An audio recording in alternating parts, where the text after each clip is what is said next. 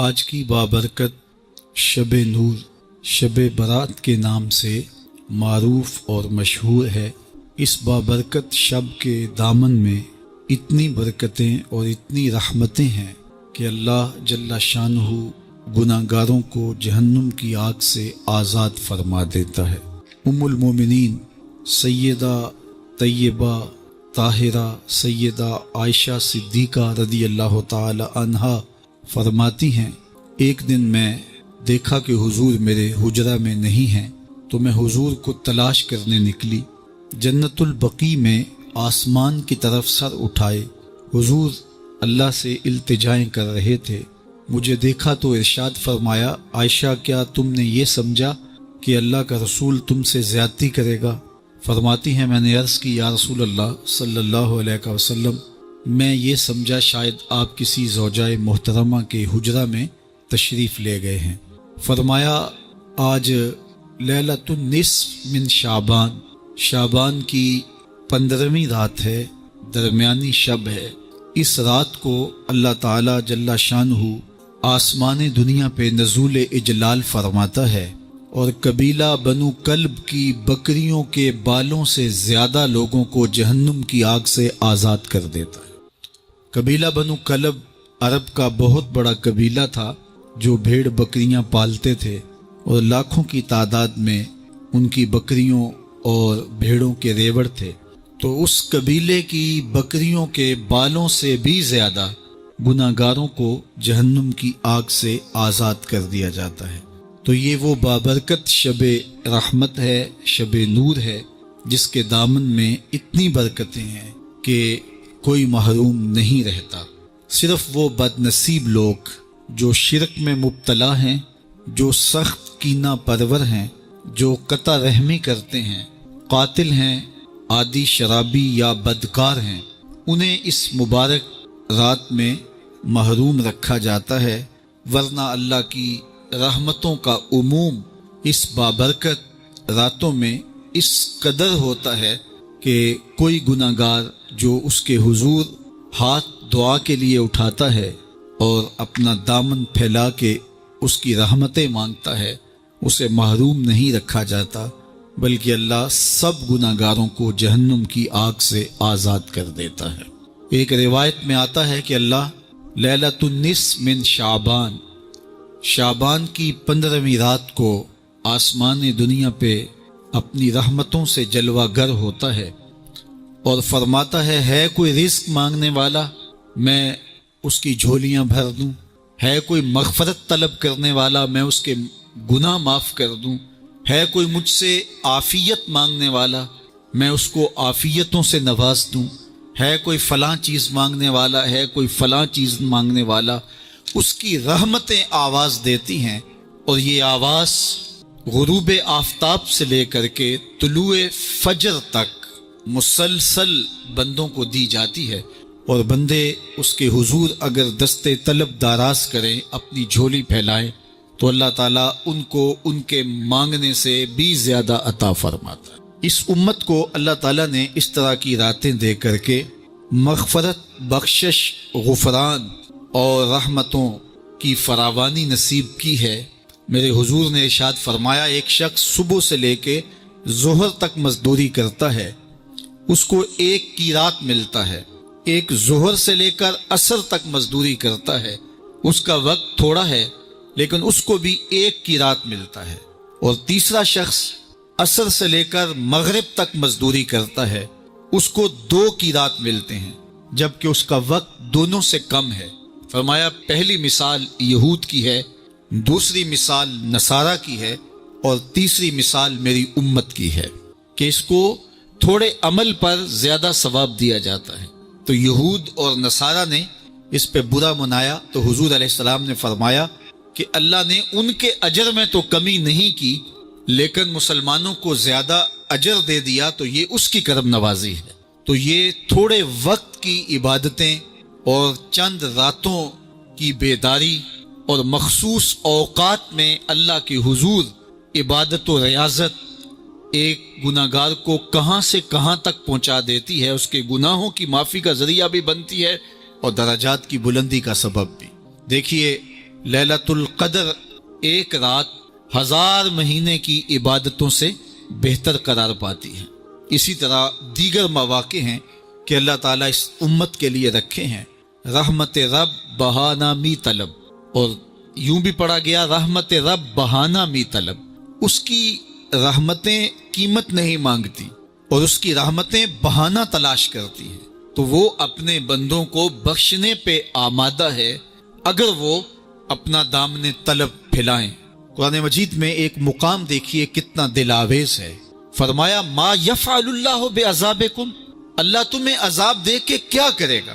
اس کی یہ چاہت نہیں ہے کہ تمہیں عذاب میں مبتلا کرے، اس کی چاہت یہ ہے کہ تم اس کی چوکھٹ پہ آؤ، جھولی پھیلاؤ، اس سے خیرات اور رحمت مانگو، اور وہ تمہارے ماضی کے سارے گناہ معاف کر کے، ساری غلطیاں معاف کر کے تمہیں اپنی رحمتوں سے مالا مال فرما دے۔ تو وہ بندوں کو بخشنے پہ، بندوں کی مغفرت کرنے پہ آمادہ ہے اور اس کی رحمتیں بہانے تلاش کرتی ہیں۔ اللہ اکبر۔ اور دوسری جانب اس کے بندے، اس کے مملوک، اس کی مخلوق اور مخلوق کی گناہگار اور نیکوکار اس کی رحمتوں کے طالب ہوتے ہیں، بلکہ وہ گناہ کرنے کے بعد جب معافی مانگتے ہیں تو اللہ کو یہ معافی بہت پسند ہے۔ معافی مانگنا، اس کے حضور اپنے دامن کو پھیلانا، وہ اس کو بہت زیادہ محبوب ہے۔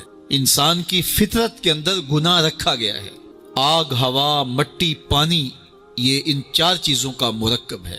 اس کے جو عناصر ہیں اس میں کبھی اعتدال قائم نہیں رہتا اور اس سے گناہ سرزد ہو جاتے ہیں۔ گناہ کرنے کے بعد بندے کا اس گناہ پہ اصرار کرنا، اڑ جانا، ضد کرنا، توبہ نہ کرنا اللہ کو یہ پسند نہیں، لیکن اگر اس سے گناہ سرزد ہو جائے تو پھر وہ توبہ کر لے تو اللہ کو یہ بہت زیادہ پسند ہے۔ جو اس سے ہو سکے نیکی وہ اللہ کے حضور پیش کرے، لیکن اس کے اندر جو شر رکھی گئی ہے، اس کے اندر جو قوتیں گناہ کی رکھی گئی ہیں، اس سے اگر اس سے گناہ سرزد ہو جائے تو پھر وہ اللہ سے توبہ کرے، اللہ کی طرف رجوع کرے، تو اللہ اس کی توبہ کو نہ صرف قبول کرتا ہے بلکہ اس کے گناہوں کو معاف کرتا ہے اور گناہوں کو بدل کے نیکیوں میں تبدیل کر دیتا ہے۔ جب گناہ نیکیوں میں تبدیل ہو گئے تو جتنا بڑا گناہ گار تھا اتنا بڑا نیکوکار ہو گیا۔ حضرت سیدنا عمر رضی اللہ تعالیٰ عنہ بازار میں جا رہے تھے تو ایک شرابی نے ہاتھ میں بوتل پکڑی تھی شراب کی، تو حضرت عمر ہاتھ میں درہ رکھتے تھے اور آپ کا جاہ و جلال دیدنیت ہوتا، تو جو ہی حضرت عمر رضی اللہ تعالیٰ عنہ کو اس نے دیکھا تو ڈر گیا اور دل ہی دل میں کہا اے اللہ آج عمر کے قہر سے بچا لے، میں تیری بارگاہ میں سچی توبہ کرتا ہوں، اور جلدی سے شراب کو بغل میں چھپا لیا۔ اتنے میں حضرت عمر سر پہ پہنچ گئے اور گرج کر کڑک کے کہا کہ یہ تیری بغل میں کیا ہے؟ چونکہ اس کو بوتل چھپاتے دیکھا تھا تو وہ ڈر گیا اور ڈرتے ڈرتے کہنے لگا حضرت یہ سرکہ ہے۔ اب تھی تو شراب، لیکن ڈرتے ہوئے بولا حضرت سرکہ ہے۔ تو حضرت عمر نے کہا نکال۔ جب نکالا تو شراب نہیں تھی، واقعی سرکہ بن چکا تھا۔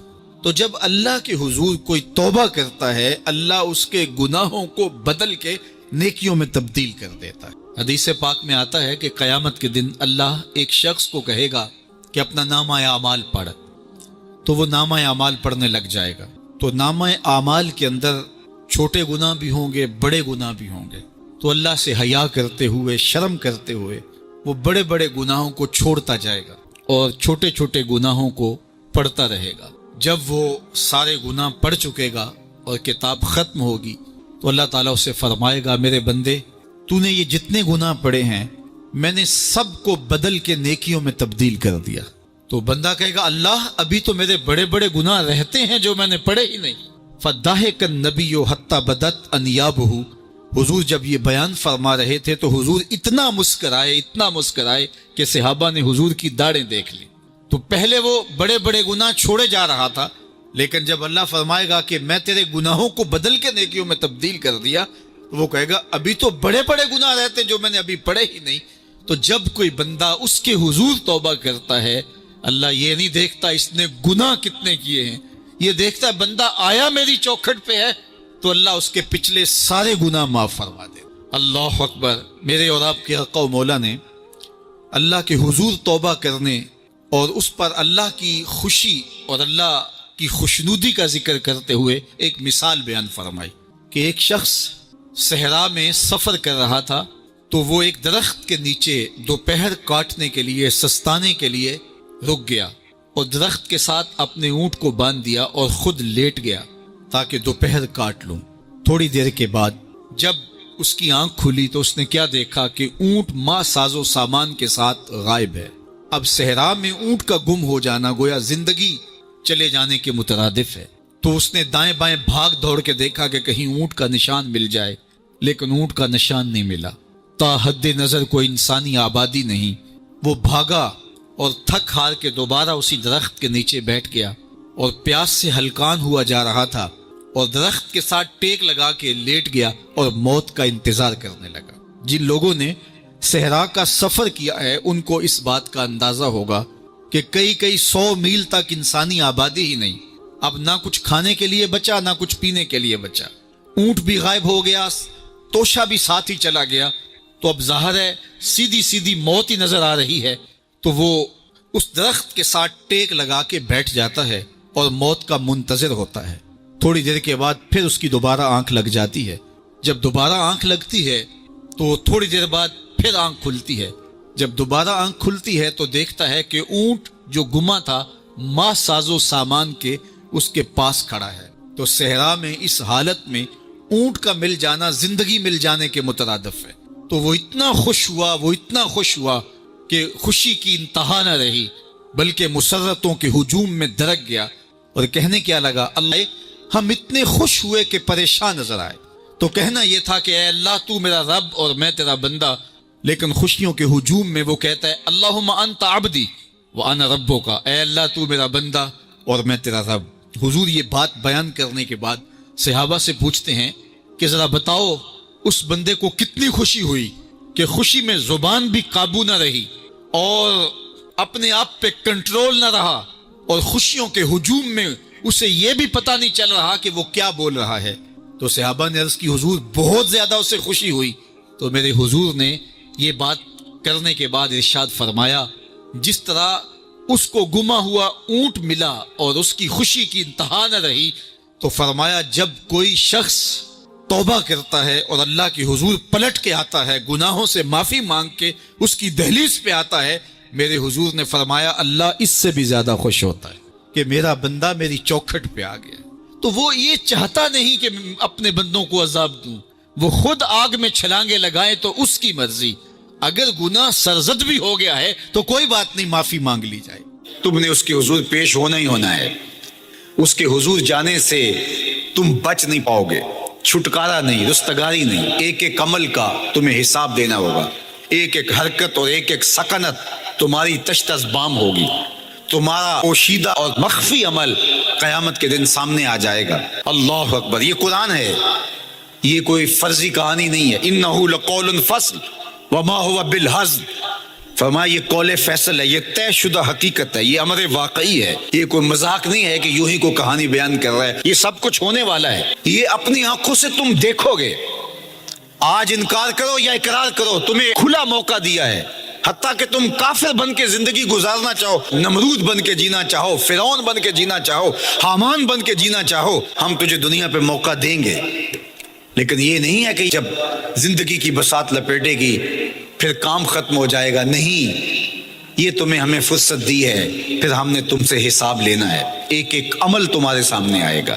اللہ اکبر، ذرا غور کیجئے، فآمنوا باللہ، تو بہتر ہے کہ اللہ پر ایمان لاؤ، اس کے حضور تو تم نے آنا ہی آنا ہے، بہتر نہیں ہے کہ جیتے جی آ جاؤ، پھر لوگ تجھے اٹھا کے لائیں گے، اچھا نہیں ہے کہ اپنے قدموں سے چل کے آ جاؤ۔ کی آنکھ سن لوک یعقوب تینوں جدوں ٹر پہ ہوں سر منہ کج کے تو، پھر جو کفن کی تنیوں میں لپیٹ کر کے تجھے لے کر کے جایا جائے گا، تو اچھا نہیں ہے کہ اپنے قدموں سے خود چل کے مالک کی دہلیز پہ چلے جاؤ۔ ایک حدیث میں آتا ہے کہ اللہ بندے کو اپنے سامنے سے ہٹنے نہیں دے گا جب تک اس سے 4 سوال نہیں کر لے گا۔ آپ دیکھیے، میں دیکھوں کیا ہم ان سوالوں کے جواب دینے کے لیے اپنے آپ کو تیار کر رہے ہیں۔ پہلی چیز، اللہ پوچھے گا عمر کہاں گزاری۔ دوسرا سوال، اللہ تعالیٰ علم کے بارے میں پوچھے گا، جو پڑھا تھا بتا عمل کہاں تک کیا، خلوت جلوت زندگی شام و سحر تیرے اس سیکھے ہوئے علم کی مطابقت میں تھے یا علم عزت دولت کمانے کے لیے پڑھا تھا۔ تیسری بات، اللہ پوچھے گا مال کمایا کیسے، اور مجھے بتا مال خرچ کہاں کیا۔ آج لوگ نیب سے ڈرتے ہیں کہ ہم سے پوچھ نہ لیا جائے کہ یہ آیا کہاں سے، منی ٹریل پیش کرو، یہاں ہم بچ جائیں گے۔ کوئی مکر، کوئی دھندا، کوئی فریب چل جائے گا، کوئی پریشر، کوئی افرادی قوت، کوئی سیاسی اثر و رسوخ، کوئی رشوت، کوئی سفارش، کچھ نہ کچھ تو راستہ نکل ہی آئے گا۔ اور آج کی دنیا میں صرف یہی پوچھا جاتا ہے کمایا کہاں سے، یہ نہیں پوچھا جاتا خرچ کہاں کیا۔ جیسے چاہو خرچ کرو، لیکن وہاں سوال ہوگا وَفِيمَا أَنفَقَهُ، خرچ کہاں کیا، یہ سوال بھی کیا جائے گا۔ وَعَنْ جِسْمِهِ فِيمَا أَبْلَاهُ، اور جسم کے بارے میں پوچھا جائے گا، اس جسم کو دی ہوئی توانائیوں کو خرچ کہاں کیا۔ بعض روایت میں عن شبابہ فیما ابلاہ، جوانی کے بارے میں پوچھا جائے گا، تیری جوانی کے خوبصورت دن کہاں گزرے، مجنو بن کے چوکوں میں کھڑا تو نہیں رہا، پارکوں کے گرد پروانوں کی طرح گھومتا تو نہیں رہا، تیری نظر بدکاریاں تو نہیں کرتی رہی، اپنی خواہشات کا غلام بن کے زندگی تو نہیں گزاری، تیری ساری ساری رات 4 انچ کی سکرین کے اوپر بدکاریاں کرتے بسر تو نہیں ہوئی۔ پوچھا جائے گا بتا جوانی کہاں گزری۔ جوانی مستانی ہے یہ کہہ کر کے تو نے ہر ضابطے سے چھٹی تو نہیں کر لی تھی، یا جوانی کے تقدس کو تو نے محفوظ کیا اور راتوں کی تنہائیوں میں اللہ کے حضور سجدہ ریزی کرتا رہا۔